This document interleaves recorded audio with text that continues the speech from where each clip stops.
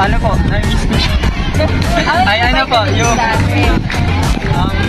smooth lang din naman po sa i-drive. Pero since first time ko po mag-drive kasi parang hindi pa po ako. Since yung acceleration niya po, medyo mabilis po.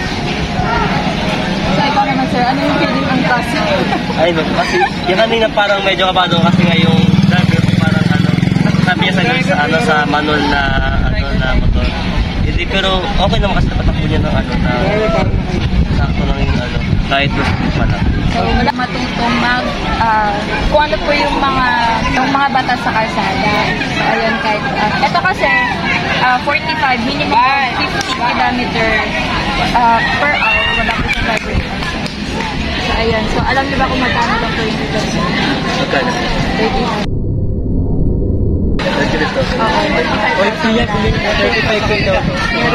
Meron siyang installment na rin sa... Pero pag installment pa mga magkano lang? Nasa 60 kilometers. Makabot na ito ng Taytay dito. Manila in Malaysia. Pero pag full battery, mga ilang namin kayo? 60 kilometers. Tapos pag ito siya ng sila ang cost. Ano niya po, pag umabot siya ng 60 kilometers. Tapos paggagamit mo po siya 3 to 4 pag dito. May sitak ba siya? So, ayun lang.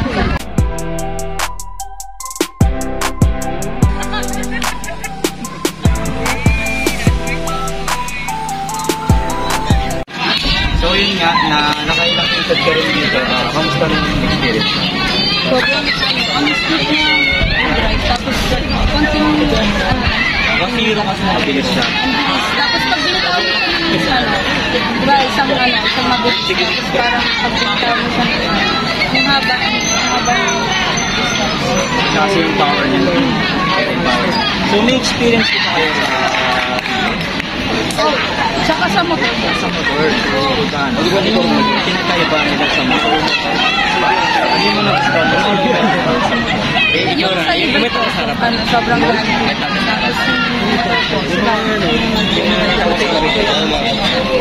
Tapos, ano siya? Tawag dito. Parang ano lang, parang kalma pa po. Magaan siya. Ang kagandahan dyan, matibig dyan. So, yung charge mo is 6 to 8 hours. Yung 6 to 8 hours mo, yung full charge naman yun, is umabot ka na ng 60 kilometers. Maganda. So, na-traffic ka lang kung dito, maganda ka ba? Check maganda ka ba? Bawal ko. Kung may curious ko, sa tingin yung maganing ganyan. Tapos sa gilid, siya pinasadya Alam na, 5,000 yun. Tapos sa gilid, pinasadya So, maraming salamat sa experience.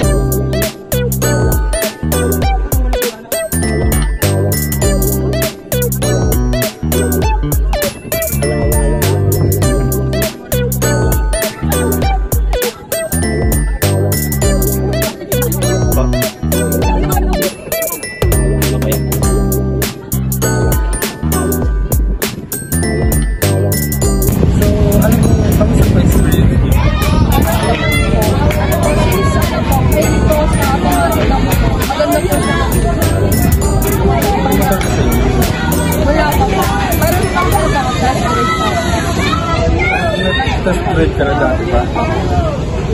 Kaya ka na dito. Sa tingin mo, ano mas maganda yung motor talaga o yung Para sa akin po pareho po. Kasi yung e-bike po magagamit dito sa